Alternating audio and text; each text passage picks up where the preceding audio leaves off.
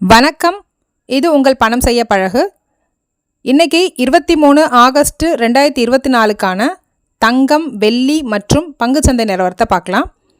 முதல்ல தங்கம். 24 carat gold 1 gram 20 ரூபாய் குறைஞ்சு 7115 ரூபாய்க்கும், ஒரு சவரன் 56,920 ரூபாய்க்கும் விற்பனை ஆகிட்டுருக்கு.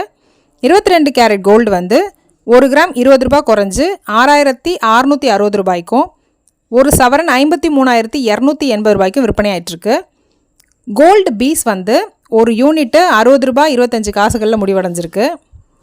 சில்வர்னு பார்த்தீங்கன்னா இன்றைக்கி 30 காசுகள் குறைஞ்சு 91 ரூபாய் 70 காசுகளில் விற்பனை ஆகிட்டுருக்கு.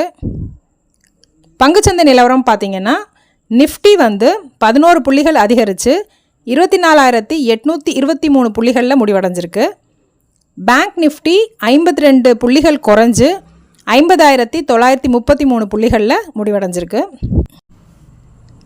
ஃபின் நிஃப்டி 15 புள்ளிகள் குறைஞ்சு 23,232 புள்ளிகளில் முடிவடைஞ்சிருக்கு.